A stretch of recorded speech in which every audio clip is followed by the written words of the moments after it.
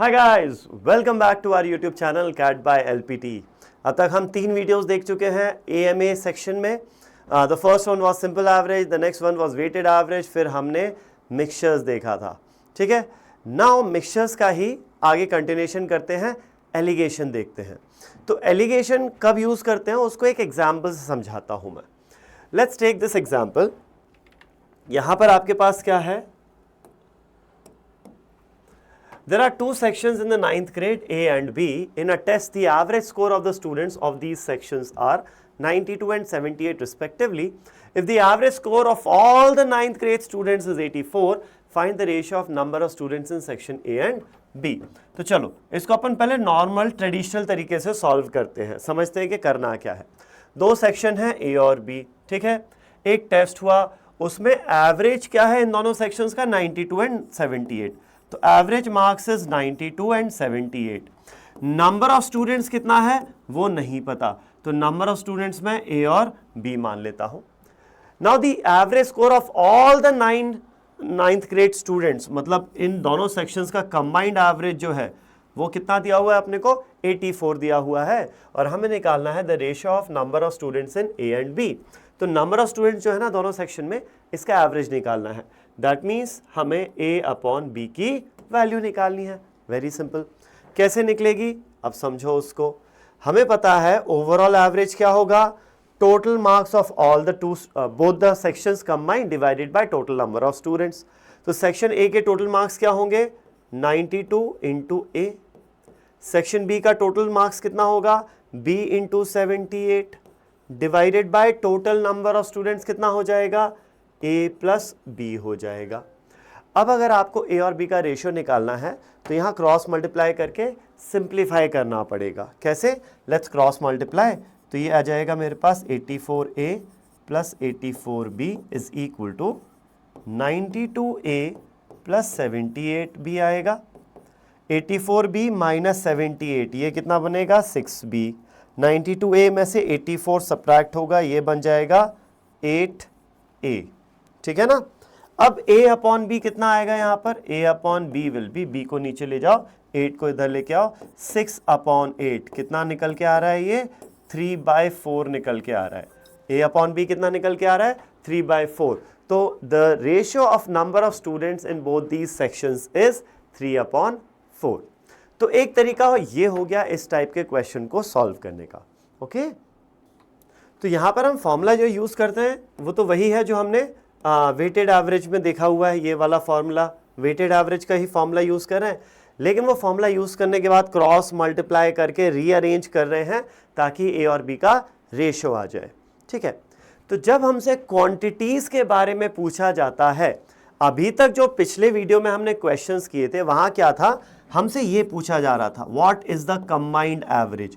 ये दोनों क्वांटिटीज दे दिया था, ये दोनों टर्म्स नंबर्स दे दिए थे, हमसे ये पूछा जा रहा था। अब उल्टा कर दिया इस क्वेश्चन में, ये दे दिया है और आपसे क्वांटिटीज के बारे में पूछा है कि क्वांटिटीज का रेशो क्या होगा।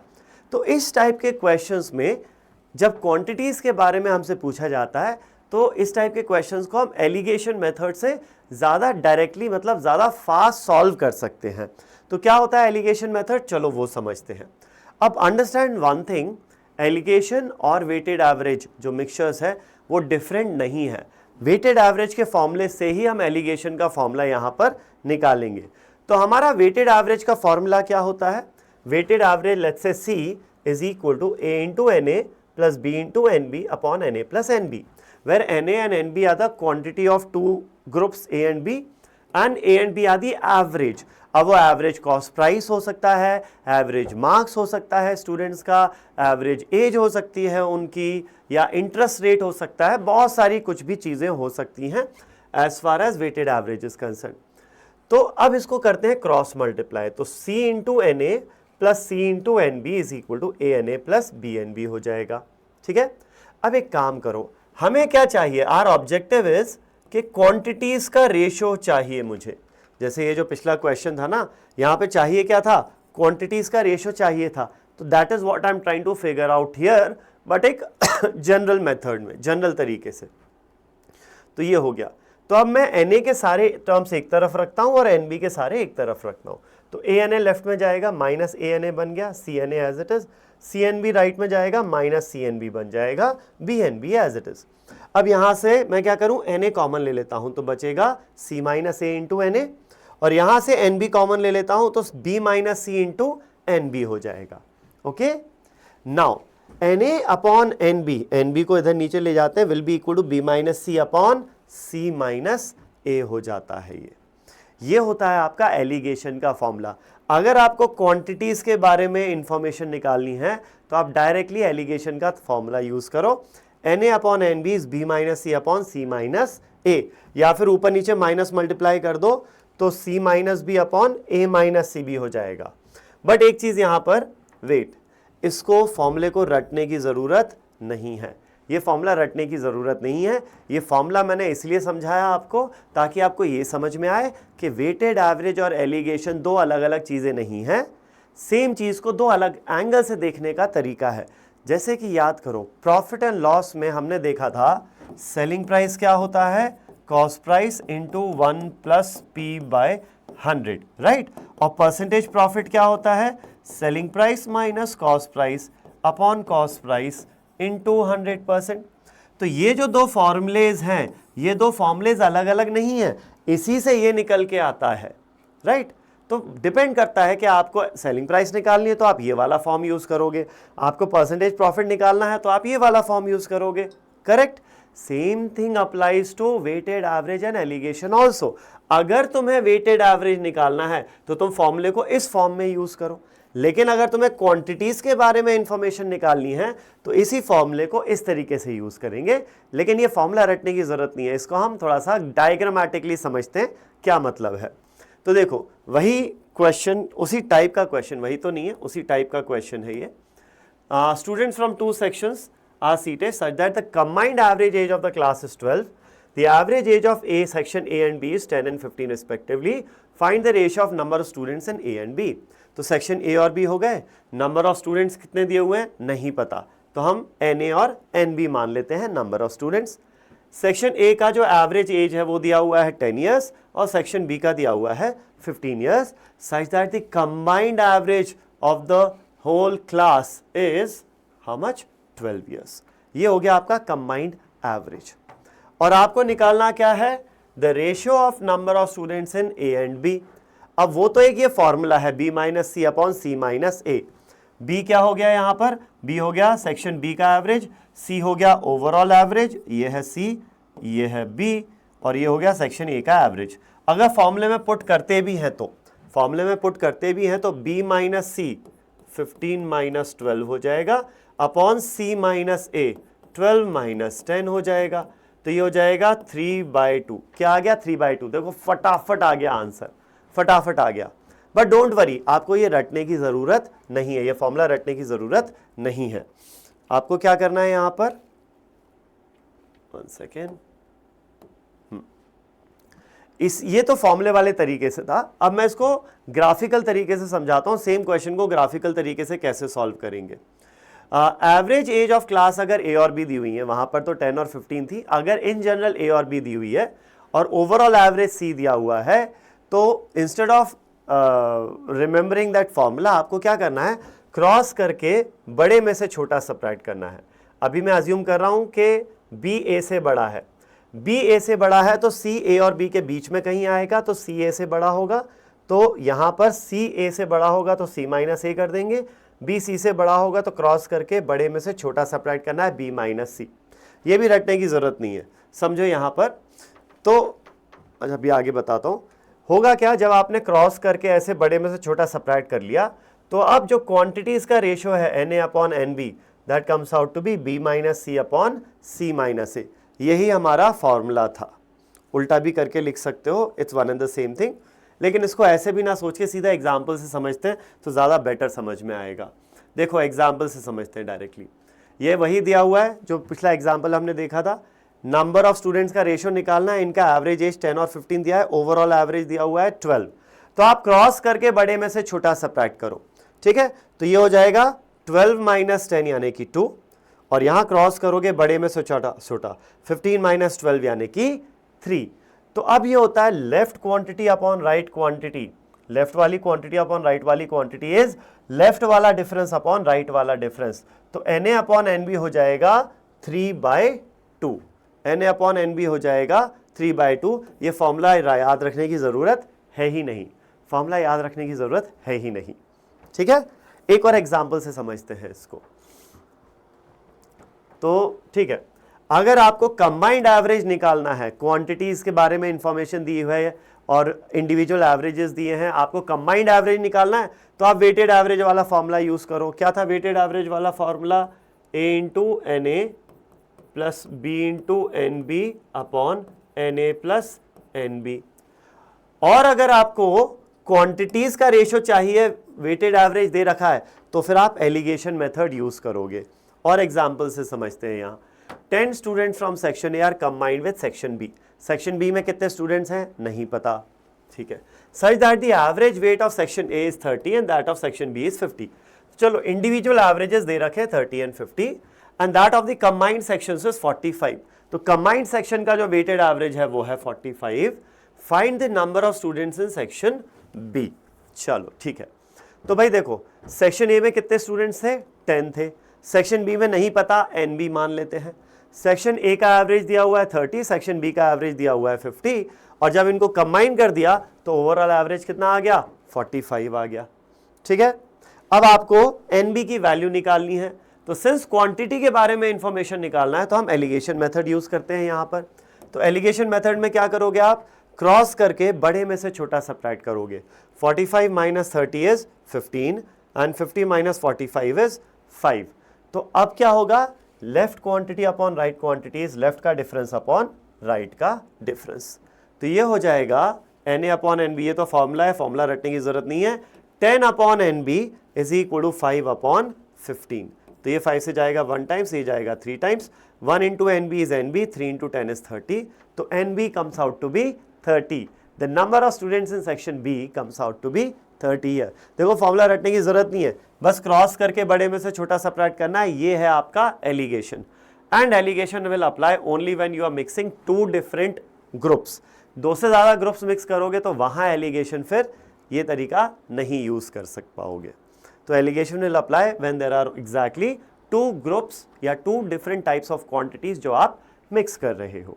ठीक है, चलो देखते हैं और कहां अप्लाई हो सकता है। जहां जहां मिक्सचर्स, जहां जहां वेटेड एवरेज का कंसेप्ट अप्लाई होगा वहां वहां आप एलिगेशन यूज कर सकते हो। जैसे कि interest, a man bot 2 article, sorry profit है ये तो।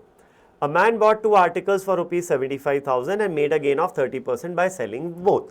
तो ओवरऑल गेन कितना परसेंट है? 30% है। ठीक है, if the profits on selling the articles is 20% and 45%, find the cost price of the article sold for 20%। ठीक है, तो 2 डिफरेंट आर्टिकल्स A और B मान लिए।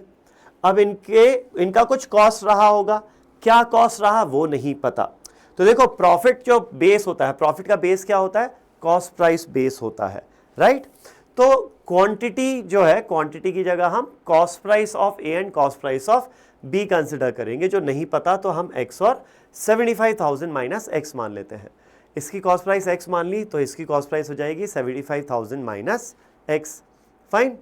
अब ये जो है आर्टिकल A, इसको 20% प्रॉफिट में बेचा और आर्टिकल B को 45% प्रॉफिट में बेचा, सच दैट ओवरऑल प्रॉफिट कितना हो रहा है? 30% हो रहा है ओवरऑल प्रॉफिट। तो यहां पर भी आप एलिगेशन यूज कर सकते हो। देखो सिंपल सी बात है, ओवरऑल प्रॉफिट कैसे निकलता है? इंडिविजुअली टोटल जो प्रॉफिट होगा, टोटल प्रॉफिट क्या होगा? इस पे जो प्रॉफिट हुआ A पर प्लस इस पे जो प्रॉफिट हुआ, इस पे कितना प्रॉफिट होगा? X का 20% प्लस इस पे कितना प्रॉफिट होगा? 75,000 माइनस X का 45% divided by total cost price. Total cost price कितना है? X plus 75,000 minus X। तो ये वेटेड एवरेज का कंसेप्ट हो गया ना। वेट्स क्या है यहां पर? The cost price is the weight. Weight क्या है? Cost price is the weight. ठीक है, तो यहां पर भी हम एलिगेशन लगा सकते हैं। तो एलिगेशन लगाते हैं यहां पर। तो क्रॉस करके बड़े में से छोटा सब्ट्रैक्ट करना है। 30 minus 20 is 10, 45 minus 30 is 15। So left का वेट अपॉन राइट का वेट, यानी लेफ्ट की कॉस्ट प्राइस अपॉन राइट की कॉस्ट प्राइस इज लेफ्ट का डिफरेंस अपॉन राइट का डिफरेंस। तो ये हो जाएगा अपने पास x upon 75,000 minus X is 15 upon 10। 5 से ये जाएगा 3 टाइम्स, ये जाएगा 2 times. 2 into X is 2x which is equal to 3 into 75, ये कितना हो जाएगा 225,000।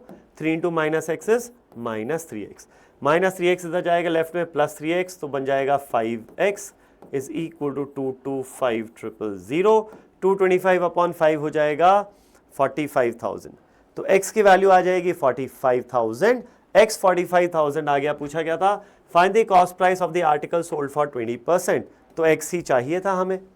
20% प्रॉफिट वाले आइटम की कॉस्ट प्राइस x है, वो कितना आ रही है 45,000 आ रही है यहाँ पर।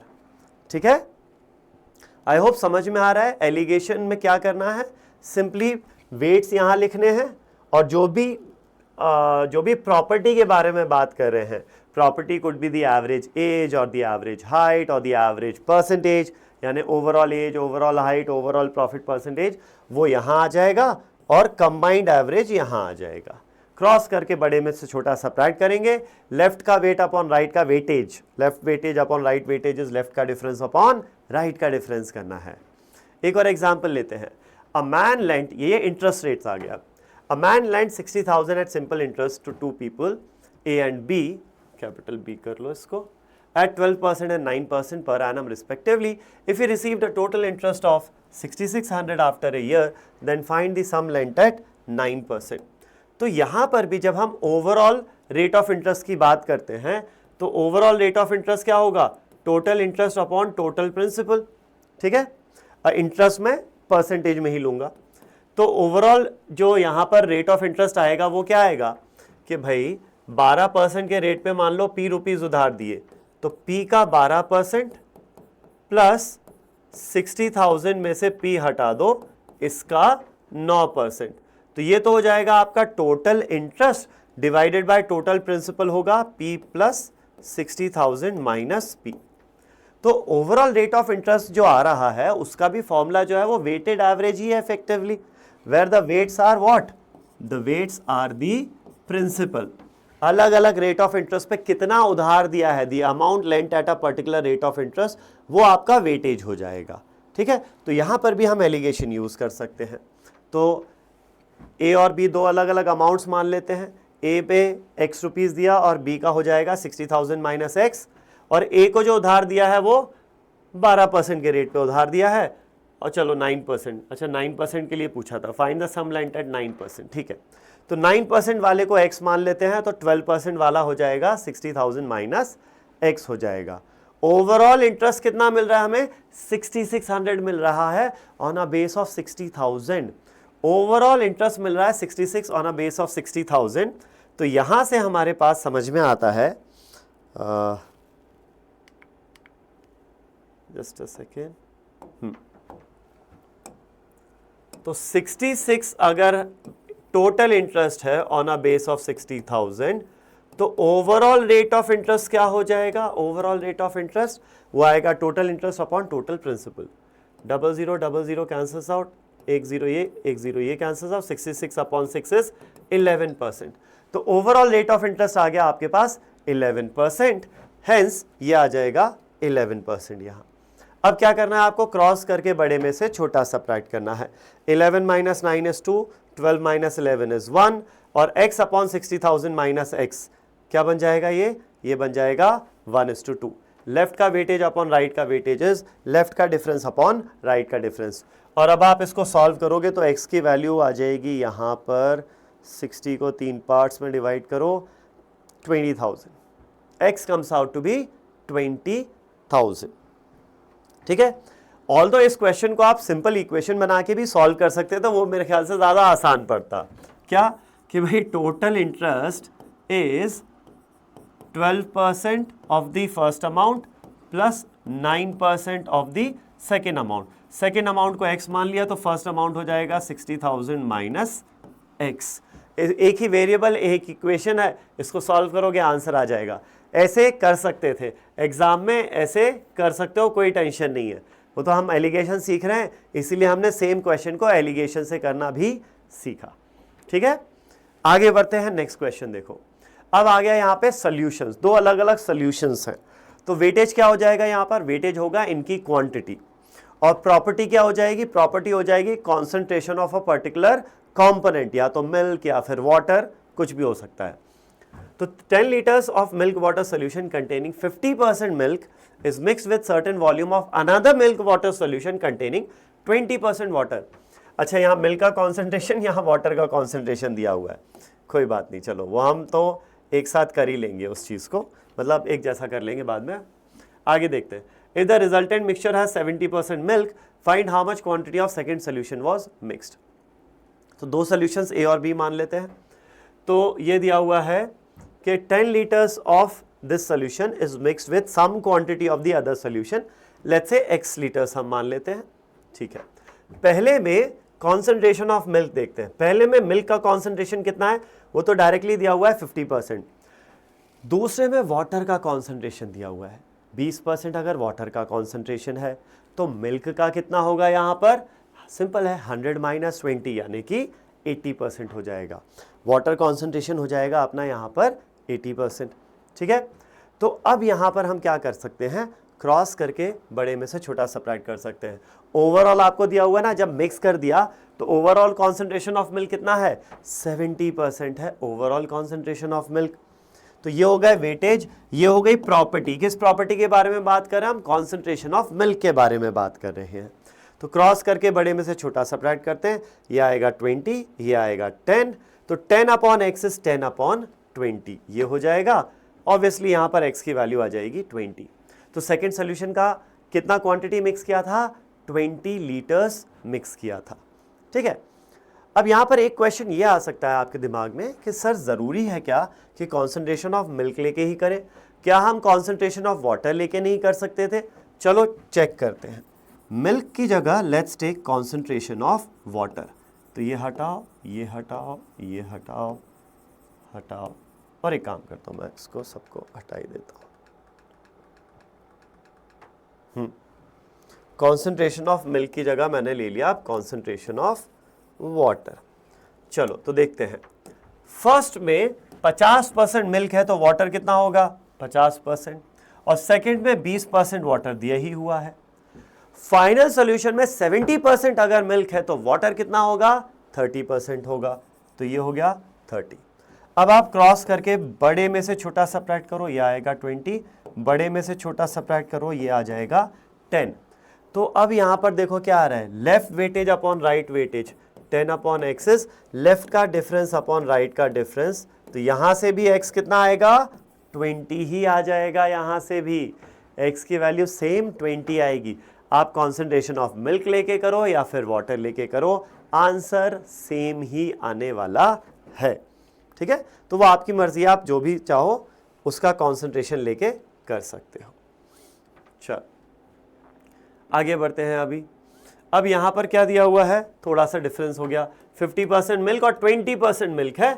ओवरऑल क्या हो गया, 70% वाटर हो गया। अगर वाटर 70% है तो मिल्क कितना होगा भाई, मिल्क हो जाएगा ओवरऑल 30%। ठीक है, तो चलो दो सोल्यूशन है, 10 लीटर्स इसका कितना पता नहीं है। कॉन्सेंट्रेशन ऑफ मिल्क पहला है 50%, दूसरे में है 20%, ओवरऑल कितना हो जाएगा 30%। क्रॉस करके बड़े में से छोटा सब्ट्रैक्ट करो, वही आंसर आ जाएगा। 10/x इज इक्वल टू 10/20 यानी कि 20 लीटर्स। दूसरे का कितना मिक्स किया था, 20 लीटर्स ही मिक्स किया था दूसरे का भी। ठीक है, एक और एग्जाम्पल लेते हैं यहाँ पर। 50% मिल्क पहले में, 20% मिल्क दूसरे में, ओवरऑल 60% मिल्क है। चलो ठीक है, तो ओवरऑल 60% मिल्क है। यहाँ पर एक चीज़ का आपको ध्यान रखना है। आप क्या करोगे यहाँ पर, अगर आपने ध्यान नहीं दिया ना यहाँ, तो होगा क्या, आप 10 और x मान लोगे, 50 और ये 20 मान लोगे, ओवरऑल 60 दिया है, क्रॉस करके बड़े में से छोटा सब्ट्रैक्ट करोगे 10 और ये हो जाएगा 40। तो आपका आंसर आ जाएगा कितना, 10/x इज 40/10। क्या ये आंसर सही है, ये आंसर सही नहीं है। This is not the right answer. एक चीज़ का आपको ध्यान रखना है, जब आप एलिगेशन मेथड अप्लाई करो, एक चीज़ का ध्यान रखना है, ओवरऑल जो एवरेज है वो इन दोनों के बीच में आना चाहिए भाई, है कि नहीं? एक में 50% दूध है और एक में 20% दूध है, इन दोनों को मिक्स करने से ओवरऑल कॉन्सेंट्रेशन ऑफ मिल्क जो है वो 20 से 50 के बीच में आना चाहिए ना। 50 से ज्यादा कैसे हो सकता है, या 20 से कम कैसे हो सकता है? मिनिमम ही 20 है, तो 20 से कम ओवरऑल हो ही नहीं सकता। यह हमने देखा था जब हम कुछ लोग स्टूडेंट्स के फर्स्ट क्लास में हमने देखा था, ओवरऑल एवरेज जो है वो लीस्ट और हाईएस्ट के बीच में होना चाहिए। सेम चीज ओवरऑल एवरेज के लिए, वेटेड एवरेज के लिए भी अप्लाई होगी। वेटेड एवरेज जो है वो लीस्ट और हाईएस्ट के बीच में होना चाहिए, तो ओवरऑल एवरेज 60 हो ही नहीं सकता। तो such a situation is not possible. तुम फॉर्मूले से मतलब ये तरीका यूज करके निकाल तो लोगे, लेकिन उसमें गड़बड़ हो जाएगी। अगर ये फॉर्मूले में वैल्यू रखोगे ना तो गड़बड़ आएगी। देखो क्या गड़बड़ आएगी, बी क्या है यहाँ पर 20 माइनस सी, सी क्या है 60 है, ठीक है, अपॉन सी माइनस ए, सी क्या है 60 माइनस ए क्या है 50। तो देखो क्या हो रहा है, 20 minus 60 is minus 40, 60 minus 50 is 10, 10 का फैक्टर कैंसिल्स आउट, ये रेशियो क्या आ गया, -4/1 आ गया। इज इट पॉसिबल -4/1 करना? भाई क्वांटिटीज का रेशियो नेगेटिव कैसे हो सकता है? तो दिस इज नॉट पॉसिबल। फॉर्मूले से करोगे तो तुम्हें समझ में आ जाएगा, लेकिन एलिगेशन वाले तरीके से ये डायग्रामेटिकली करोगे तो हमने वो शॉर्ट तरीके से याद कर लिया है कि बड़े में से छोटा सेपरेट कर दो। लेकिन वहाँ पे बस आपको एक चीज़ का ध्यान रखना है, और कि ओवरऑल एवरेज जो है वो दोनों के बीच में होना चाहिए, मतलब बीच में कहीं होना चाहिए, ठीक है ना। चलो अब सेम चीज़ जो है एलिगेशन, वो कॉन्सेंट्रेशन की जगह हम फ्रैक्शन के टर्म्स में भी यूज़ कर सकते हैं। जैसे यहाँ कॉन्सेंट्रेशन 50% बोल रहा है ना, 50% को फ्रैक्शन में कन्वर्ट कर दो, वो क्या है, दैट इज इफेक्टिवली 1/2, कि यहाँ हाफ मिल्क है, यहाँ 20% मिल्क है, मतलब 1/5 मिल्क है। तो instead of concentration we can also use fractions. कैसे समझते हैं?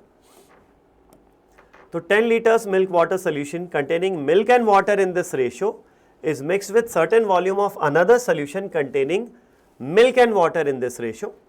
If the resultant mixture has milk and water in this ratio, find how much quantity of second solution was mixed. ठीक है, तो दो सोल्यूशन ए और बी हो गए, एक का 10 लीटर्स, दूसरे का पता नहीं x लीटर्स। अब हम क्या लेते हैं, जनरली कॉन्सेंट्रेशन ऑफ मिल्क लेते हैं। तो कॉन्सेंट्रेशन ऑफ मिल्क और फ्रैक्शन ऑफ मिल्क में कोई अंतर नहीं है, फ्रैक्शन को परसेंटेज में कन्वर्ट करने के लिए 100 से मल्टीप्लाई करते हैं, दैट्स इट, और कोई अंतर नहीं है। तो इंस्टेड ऑफ कॉन्सेंट्रेशन हम फ्रैक्शन भी यूज कर सकते हैं। जैसे पहले में मिल्क वाटर का रेशियो 1:2 है, तो what is the fraction of milk, milk is 1 part out of total 3, so the fraction of milk is 1/3। Similarly दूसरे में मिल्क और वाटर का रेशियो 1:1 है, तो what is the fraction of milk, 1 part out of total 2, तो 1/2 हो जाएगा। और ओवरऑल मिल्क वाटर का रेशियो 2:3 है, तो milk is 2 parts out of total 5, तो overall fraction of milk is 2/5। ठीक है, इसी को कॉन्सेंट्रेशन में कन्वर्ट करना हो तो आप तीनों को क्या करोगे, 100 से मल्टीप्लाई कर दोगे। लेकिन समझो हम फाइनली निकाल क्या रहे हैं, यहाँ पर हम निकालते हैं रेशियो ऑफ दिस। तो फ्रैक्शन को, इसको मान लो 100 से भी मल्टीप्लाई करोगे और इनको भी 100 से मल्टीप्लाई करोगे, तो वो 100 तो कैंसिल आउट ही हो जाएगा ना, तो मल्टीप्लाई करने का कोई खास मतलब है नहीं, तो विदाउट मल्टीप्लिकेशन भी आप कर सकते हो। अब आपको क्या करना है, बड़े में से छोटा सब्ट्रैक्ट करना है। तो 1/3 और 1/2, 1/3 और 1/2 में से ऑब्वियसली 1/2 बड़ा है 1/3 से। ठीक है, तो ओवरऑल जो कंबाइंड एवरेज आएगा वो इन दोनों के बीच में आएगा। तो ओवरऑल एवरेज में 1/2 बड़ा होगा इससे और 2/5 बड़ा होगा 1/3 से। तो क्रॉस करके बड़े में से छोटा सब्ट्रैक्ट करेंगे, तो यहां क्या करेंगे, 2/5 में से सब्ट्रैक्ट करेंगे कितना, 1/3। तो ये हो जाएगा 6 - 5 1/5, 3 का एलसीएम 50। सिमिलरली यहां क्या करेंगे, 1/2 - 2/5 करेंगे, तो 1/2 - 2/5 आएगा, 5 - 4 इज 1/10, 1/10 आ जाएगा। फाइन। और अब फाइनली हम बोलेंगे left weightage upon right weightage, यानी 10/x इज लेफ्ट का रेशियो अपॉन राइट का रेशियो, 1/10 अपॉन 1/15, तो ये हो जाएगा 1/10 इंटू 15/1 विच इफेक्टिवली इज 3/2। तो ये हो जाएगा x is 20/3। The value of x here comes out to be 20/3। Okay, एक और एग्जाम्पल देख लेते हैं ऐसा। चलो 10 litres of milk water solution containing milk water in this ratio, ये रेशो फाइनली 3:2 हो गया मिल्क वाटर का रेशो। चलो तो सेम क्वेश्चन है, बस 2:3 की जगह ये 3:2 हो गया। तो वॉल्यूम 10 और x लीटर्स मान लेते हैं। यहाँ पर फ्रैक्शन ऑफ मिल्क कितना हो जाएगा, अच्छा पहले 1:2 था, अब 2:1 हो गया यहाँ पर भी। तो milk will be 2 parts out of 3, 2/3, और यहाँ milk will be 1 out of total 2, 1/2, और overall milk is going to be 3 parts out of 5, 3/5। ठीक है, अब देखो obviously 2/3 is greater than 1/2, 2/3 is greater than 1/2, तो यहां पर 2/3 will be greater than 3/5 and 3/5 will be greater than 1/2। तो 2/3 minus 3/5 करेंगे 1/15 आएगा, और 3/5 माइनस 1/2 करेंगे वो आएगा 1/10। कैलकुलेट करके देख लेना। तो यहां पर होगा 10/x is equal to 1/10/1/15, right.